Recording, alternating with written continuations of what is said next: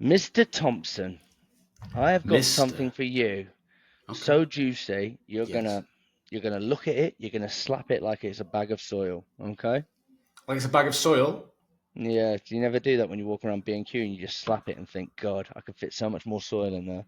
I do. And do you know what I'm looking forward to most about this video? Mm.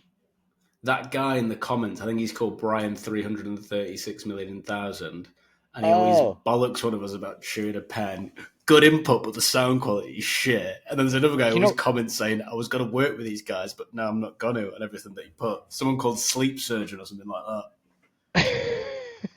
There was he put one this week. He was like, I like Benjamin Dennehy's style. What would you tell me if I said I didn't like yours? I thought that was just I know so it is. beautiful It's that lad you really like. with a big gold chain. Yeah. Ah, it's a sales. Anyway, moving on. So we've got a call to roast, and we are gonna be roasting it. So someone sent me this via email. They said, Jack, I'm needy for it. Just roast me. And I said, you know All right. what? We will.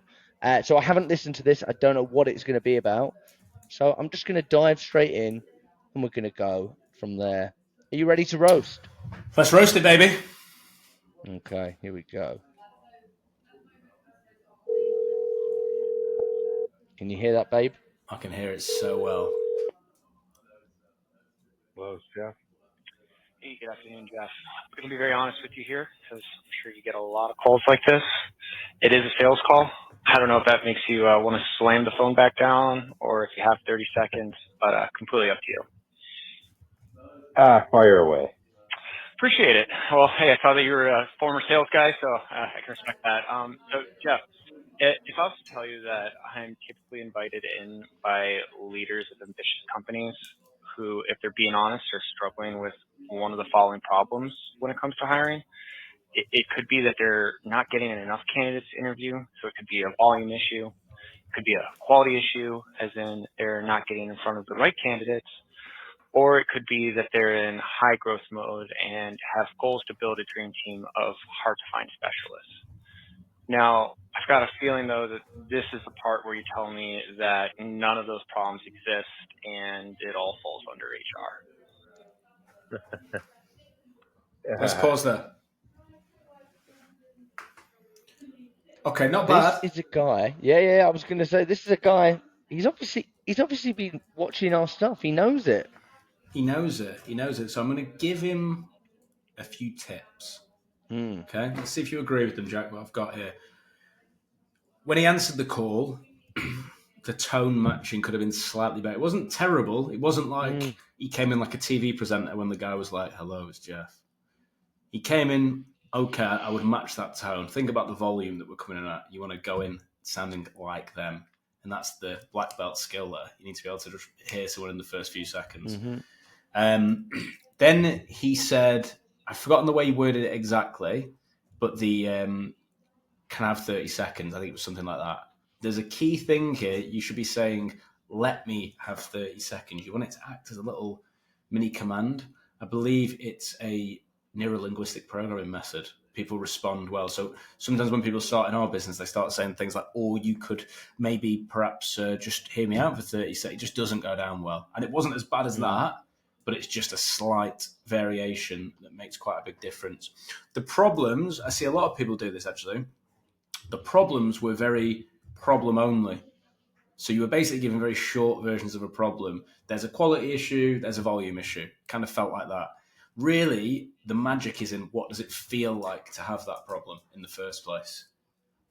So one of ours might be what you're noticing is there's not enough deals in the pipeline. As a result, the pipeline's feeling quite bleak. And when you stop looking ahead to the next 3-6 months, it's starting to feel a little bit hopeless.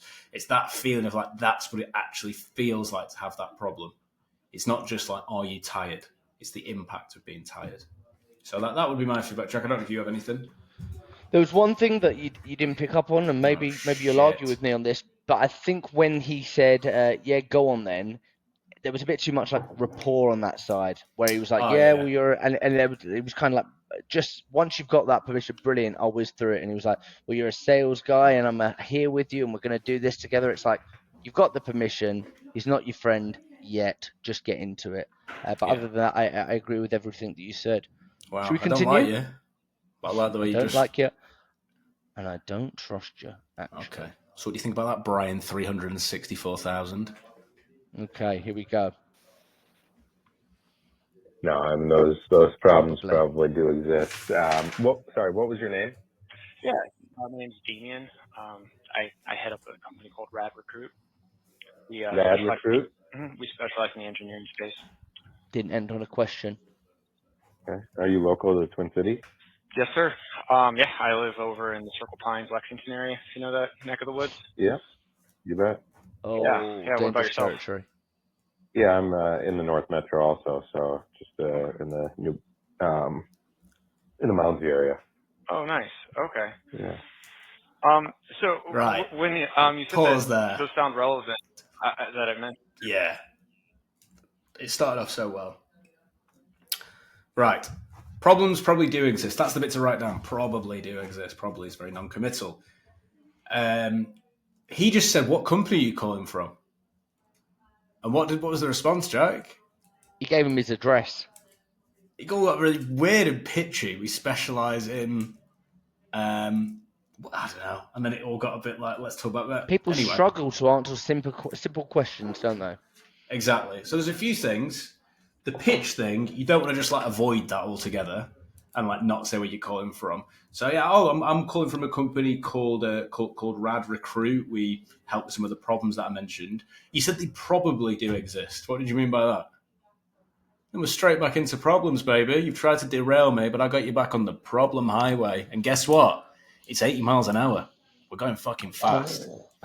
The other thing was when he said, whereabouts are you based? That's a fucking insane question to ask to a stranger. I don't know why people don't realise that is. I'd say that's a really interesting question to get asked a few seconds into a cold call. I'm guessing there's a reason you've asked me.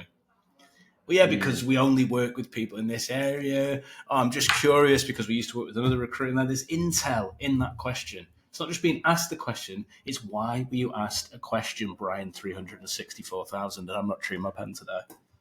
Exactly. And I've actually already chewed mine, so there's nothing left Can't to hear chew. you. And I think... Can't hear a word. Not a single word of what you're saying. Can't hear What do you mean? It's all gone quiet. That's your headphones. You've broken your own headphones. Can't hear you. Because that little button there is saying that Do you think I'm it's me? still talking. It's 1,000,000% you, and these are some of the arguments that we have while we're on live TV. So fix your bloody headphone. I can hear you now. Yeah, it was you, mate. Nice one. And this is staying in. Fuck off. All right. Anyway, you ready for a bit more? I was making I'm such a always good ready. point then, and you interrupted it with some No, we'll just edit boring it. bullshit. Edit No, I don't it. want to edit it. I want people to see what you're actually like. You're a gaslighter. Which ones of those stood out? Was it more on the quality, quantity, Good. or that you're scaling up for some sort of new project you all took on? I mean, probably the first two. I mean, honestly, our biggest recruiting challenges probably aren't in Minnesota. We've got kind of the right network here. It's our other geographies where, that I'd say is probably our biggest issue. What's the geographies? Were they international? Dallas and Raleigh. Okay. Is it a little bit just there's not as dense of an engineering hub or civil engineering hub as there is in the Twin Cities, or is it just that your reputation or your network just doesn't really spread out that way? Yeah, it's the latter. I mean, it's more, there's tons of density.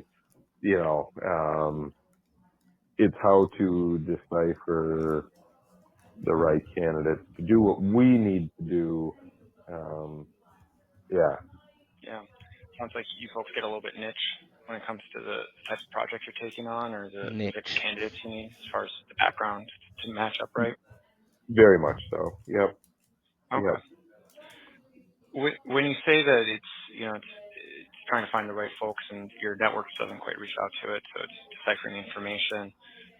Are you folks headhunting for it, or what are you doing right now to address this issue? Okay, pause. I was going to say, There's something happening.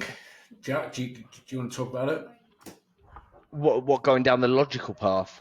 There's that, and then what's happening with the questions? What, like he's asking a question and then asking many other questions. Yeah, So your it's not very niche, clean. and then I'm gonna no, it's not like okay. When you say your niche, what do you mean? Yeah. It's like going, so your niche. Here's another question. Blah blah blah blah blah. Yeah. And then open. And then it started. What he's giving is like two assumptive point of views. Is it this or is it this? It could be lots of other things, but now you just give him the choice between two. And the language is very technical. A lot of salespeople seem to think like, if I can use technical jargon and you also know about technical jargon, we're going to have this great conversation where it builds rapport. That's not what you're looking for. You're looking to get things into a very simple spot. The thing I would have been jotting down straight away is, if you were a therapist in this call, how does this person talk about the problem that they have? The word they always use is probably when they get close to talking about the problem. It's very non-committal. That's happened twice so far in this call. So I'd probably say the biggest issue is in Minnesota. Yeah? Minnesota. That's an awful accent. No, that's how they talk in Minnesota. Yeah? You've obviously never seen. It's all right. And then they probably do exist, is what he said at the top. So I'd be writing that down, probably, and then seeing how many times that comes up, and we'd circle back. The style of question at this point isn't superb, so just watch out for that. But so I'll give praise where it's praise is due. I think you're trying to take him down the right talk track. I think you're following the right kind of style. So yeah. I'm impressed. Like all good things in life, they must come to an end. Sadly, we will all die one day. But I actually think that this call, we're only halfway through, I think there should be a roast my cold call part 2. And the listeners might be thinking, God, you guys have planned that so we come to another video, your YouTube algorithm. But no, actually, you'd be wrong. We are running out of time and we've got another podcast to record in 1 minute. So thank you so much for listening. We're going to come back with more of this Roast My Cold Call. Take care. Shalom.